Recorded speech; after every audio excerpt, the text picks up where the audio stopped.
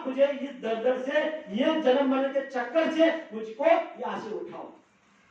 ये मैं विनती करता हूँ, मानता हूँ कि मैं पापी हूँ, अधम हूँ, नीच हूँ, मैं कुछ काम नहीं कर सकता, मुझे मालूम है कि मैं इस लायक भी नहीं, लेकिन आपने मुझे लायक बना दिया, तो मुझे आप मुझ पर दया कीजिए। देखो ऐसा समय अगर ऐसा मौका अगर हाथ से चला गया तो मैं बार बार यही रथ से चौरासी शिवरी में मेरा जन्म होगा, मतलब शरीर तो छूटता रहेगा लेकिन आत्मा यहाँ पर आती रहेगी कर्मों के हिसाब से। इस पर हमको थोड़ा सोचना है, थोड़ा दिमाग से सोचना है। तो हम आपको इस बात को सोचना है कि हनुमान की पूजा होगी। मेरा सबको कहने का मतलब यही है कि यहाँ पर किसी भी रिश्ता का पूजा नहीं होती, सिर्फ गुरु शिष्य का होती है। और गुरु से भी ज्यादा, भगवान से भी ज्यादा, अरे श्री राम भगवान से भी ज्यादा हनुमान की पूजा हो रही है। जितने मंदिर है हर गांव में मंदिर, इस पर विचार तो करो।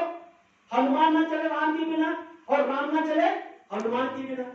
तो ऐसा हमको कार्य कर लेना है कि जो भी हमारी साथ चलेगी गुरु के बिना नहीं चलेगी, और गुरु के बिना हम चल नहीं सकते। गुरु महाराज हमारे अंशज है, हमारे पास पे गुरु महाराज ने कहा है कि जिस दिन मैं आपको नाम का दान देता हूँ उसी दिन मैं आपके अंशज होता हूँ। अंशज कैसे होते हैं? शब्द समर्पित संग रहते, कभी ना होते दूर, धीरे रखियो चित्त में दिखेगा संतनु। हमको चित्त में क्या करना है? चिंतन किसका करना है? गुरु का करना है। हमको हमेशा के लिए अगर चिंतन गुरु का करेंगे तो हमको क्या मिलेगा? गुरु का दर्शन मिलेगा। जब आपको गुरु का दर्शन मिल जाएगा तो सब काम तो हमने गुरु कर लेंगे। अरे इनके हाथ में सच्ची बात है, पहचान में इनको ये कौन है, इनके लिए कौन कौन थके, वेद थके, ब्रह्मा थके, थक गए शेष महेश। जहाँ गीता का गण में नहीं, ऐसा सतपुरुष का देश, ऐसे सच्चा महात्मा यहाँ पर आए और वो किसकी किसकी क्या क्या बात सुनते हैं।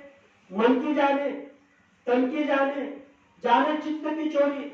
ऐसे महात्मा से क्या छुपाओगे जिनके हाथ में सबकी चोरी, सबकी डोरी चोरी सब आपकी इनके हाथ में है।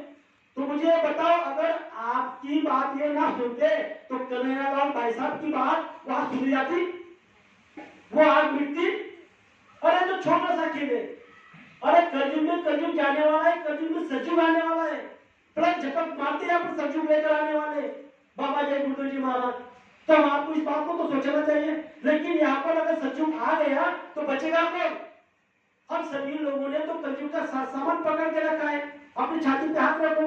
अभी तक हम पवित्र हुए हैं, अभी तक हम निर्मल हुए हैं, बताओ अभी तक हमारे पास में से स्वार्थ चला गया है?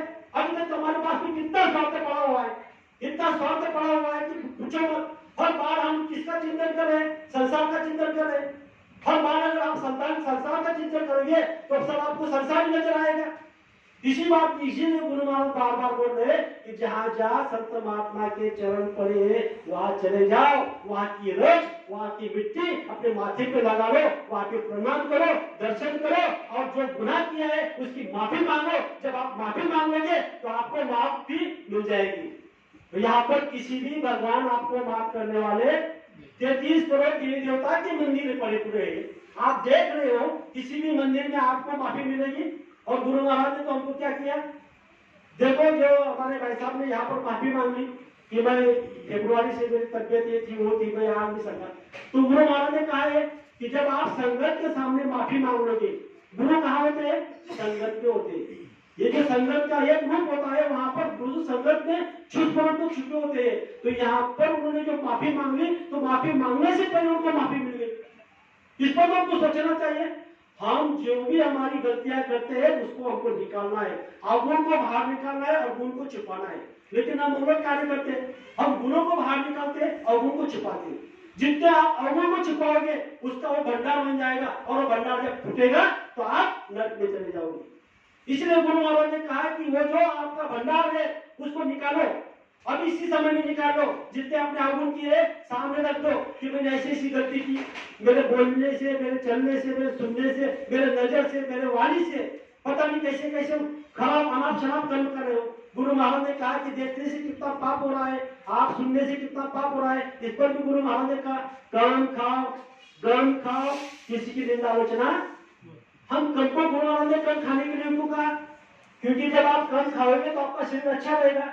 लेकिन जब हम कहीं हमको स्वादिष्ट अन्न मिलता है तो हम कितना खाते मालूम है? पूरा पेट भर यहाँ तक खा लेते हैं। और संत महात्मा ने क्या कहा? एक हिस्सा आपका अन्न का चाहिए, एक हिस्सा आपका जल का चाहिए और एक हिस्सा आपका वायु का चाहिए। और हम ना जल का भी हिस्सा खा लेते हैं और वायु का भी हिस्सा खा लेते हैं, तो आप बीमार नहीं होंगे। तो बीमार होंगे संत महात्मा ने इसीलिए कहा है कि कम खाओ। और कम खाने के लिए क्यों कहा है? जब भी कोई दो प्रेमी का अगर झगड़ा करता है आपस में, एक प्रेमी बोलता है उससे पहले दूसरा बोल देता है, पहले उसकी बात तो सुनो, वो क्या बोल रहा है, उस पर कितना सत्य है, कितना असत्य है। जब तक वो सत्य बोला असत्य बोला इसी हुआ कि इधर से दो चार गालियां दे देता है, क्या हो जाता है? झगड़ा हो जाता है, लाठी डंडा पड़ जाता है, केस कचेरी हो जाती है, मुकदमा चल जाता है, आपका भी जीवन बर्बाद, उसका भी जीवन बर्बाद, आपका भी मन चिंतन चित्त बुद्धि वहीं पे, उसका भी मन बुद्धि वहीं पे, वो आपका भी धन वहां पे, उसका भी धन वहां पे। मतलब आपने सब संसार में परमार्थ छोड़ दिया, अच्छा काम छोड़ दिया, वही चल गई। अगर उसी समय में अगर आपकी गलती हुई होगी तो आप उससे क्षमा मांग लो, तो आपको माफ कर देगा, बात खत्म हो जाएगी। लेकिन नहीं, जिसकी गलती होती है वो ज्यादा बोलता है। तो इस पर गुरु महाराज ने कहा कि आप दम खाओ। आई बात तीसरी, निंदा।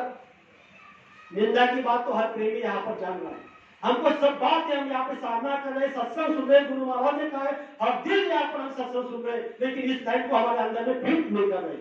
गुरु महाराज ने कहा कि जब आप किसी की निंदा कर लगे तो उसका सर का बोझा, सर का पाप आपके सिर पे बैठ जाएगा। और आपको तो निंदा सुनने में बहुत अच्छा लगता है, बहुत खुशी होती है, अंदर से दर्द होते हैं, लेकिन वो आपके लिए घातक है, आपके लिए इतनी घातक है। यहाँ पर आप आए हो, आप चींटी के समान पुण्य इकट्ठा कर रहे हो, अगर आपने निंदा कर ली तो हाथी के समान आपका पाप हो जाएगा। जब हाथी का समान अगर पाप हो जाएगा और चींटी के समान अगर आप पुण्य करोगे तो आपका कैसा खाता सीधा रहेगा? बताओ। इस पर संत महात्मा बार बार बता रहे, निंदा मत करो, ना सुनो। अगर कोई निंदा करता होगा तो उससे बात कर दो। भाई हम गुरु महाराज के शिष्य, हम तो गुरु महाराज ने कहा कि किसी की निंदा मत करो। तूने आंखों से नहीं जी बात, दो बात देख नहीं रहा है, कोई बात तो मेरे पास में सामने देख रहा है, मुझे बता रहा है, उसको उसी समय में अगर आप करोगे तो दूसरी बात आपके पास से आएगा। ज्यादा से करके हमारी जो बहन माता बहन होती है वो निंदा करने में अग्रसर होती है। तो हम आपको इसको सोचना चाहिए, आप जितना पुण्य अच्छा कमा रहे हो उतना पाप ज्यादा कर रहे हो। अगर आप ज्यादा करें तो उसमें आपको क्या करना है? खर्चा कम करना है, पुण्य ज्यादा करना है, धन ज्यादा कमाना है। तो अब क्या हो जाएगा? धन जब ज्यादा हो जाएगा, पुण्य हमारा इकट्ठा हो जाएगा, तो गुरु महाराज ने कहा कि आपकी साधना बन जाएगी, आपका सिमरन बन जाएगा, आपका ध्यान बन जाएगा, आपका भजन बन जाएगा, और आपने दोनों जो चीजें पाप और पुण्य दोनों खत्म हो जाएंगे। आप ना जन्मना, ना मरना, न इस धरती पे आना, न जीव पे आना, आप सीधे अपने देश चले जाओगे। क्योंकि गुरु महाराज ने बहुत ऊंची ऊंची बातें बताई, इतनी ऊंची ऊंची बातें बताई हुई है शाकाहारी पत्रिका में। हम आप लोगों को मैं हाथ जोड़ के विनती करना चाहता हूँ, आज हनुमान जयंती के अवसर पर मैं सबको हाथ जोड़कर मेरा मस्तक आपके चरणों में रखकर मैं आपको विनम्र प्रार्थना करता हूँ कि आप शाकाहारी सदाचारी पत्रिका को पढ़ो।